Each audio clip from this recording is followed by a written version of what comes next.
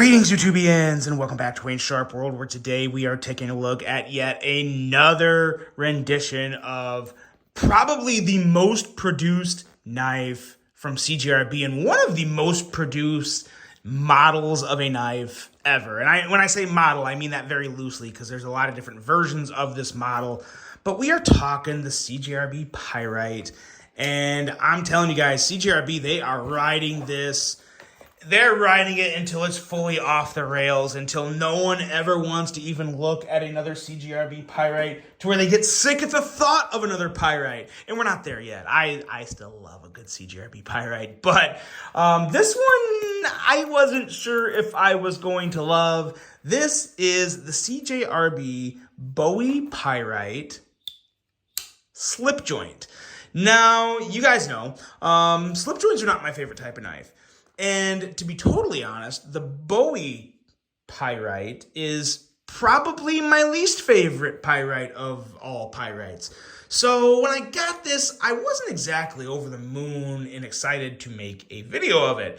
But I kind of just thought to myself, you know what? Suck it up, Buttercup. This is the time when I like to kind of find some type of creativeness or kind of just get myself motivated to do something I didn't really want to do. So I put this in my pocket. I carried it around for a few days, and I didn't hate it. Definitely the longest I've carried a slip joint outside of a Jack Wolf knife in my entire life. Jack Wolf knife, I can carry that, or Jack Wolf slip joint, I can carry that around for a good week and be very happy with it. All the other ones, they just don't get me super excited. Now, this one in particular, though, as you can see, it's more of kind of just your very average pull. And with the way this blade is set up, or the way this blade is designed, I should say, there are some advantages, not necessarily for me, but for other people that would like to carry a knife, but maybe they don't have the dexterity in their hands. Maybe they have arthritis. Maybe they're missing a finger. Maybe they have, I don't know, maybe they have all sorts of whatever issues with their hands. This is a very friendly knife for someone like that. But before we get too deep into it, let's take a look at some overall specs on this knife here. We have an overall length coming in at 7.32 inches, a blade length of 3.11 inches, and a blade thickness at 110 thousandths. Blade material of AR RPM 9 with that Bowie blade shape. A nice thin flat grind that is still slicey as ever. I've never come across a Pyrite that wasn't slicey, I will say that. Handle length of 4.21 inches with the handle thickness at a much thinner than average 369 thousandths. That's because you don't need all the inner materials and workings and engineering. It's just a simple slip joint, so it can be a lot thinner. That will be nice for people's pockets. Very nice, old school, classy brass and wood. That's probably the biggest thing this has going for it for me is I love a brass and wood combination. That still doesn't get old. Nice old school vibes, even closed. It looks really, really good. Love the brass and wood. Of course, this does not have a locking mechanism because it's a non-locking knife.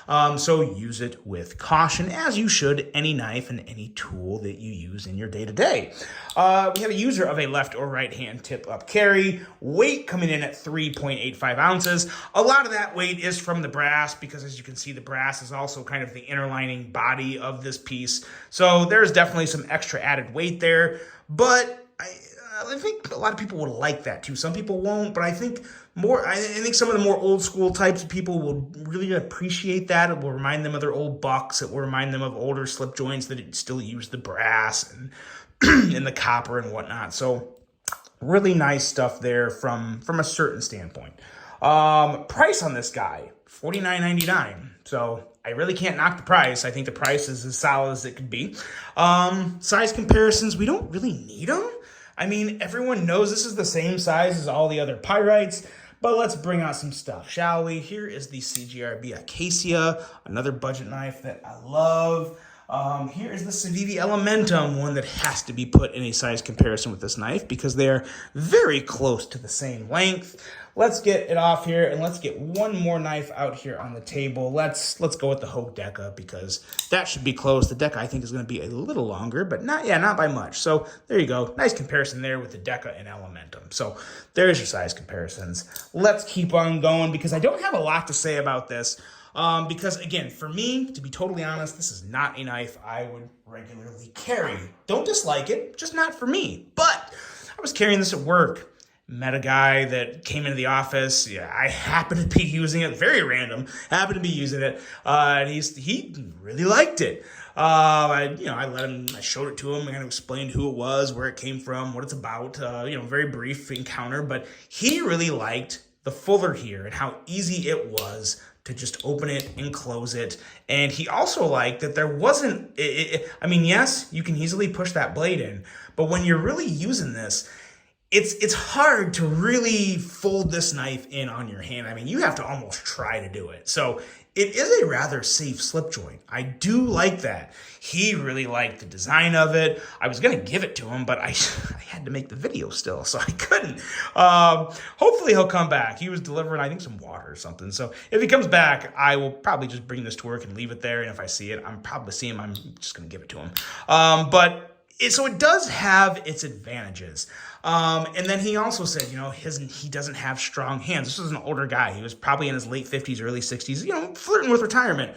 And he just really liked the fact that he could pull this out and use it with no real limitation. He just, first time holding it, he was confident with it.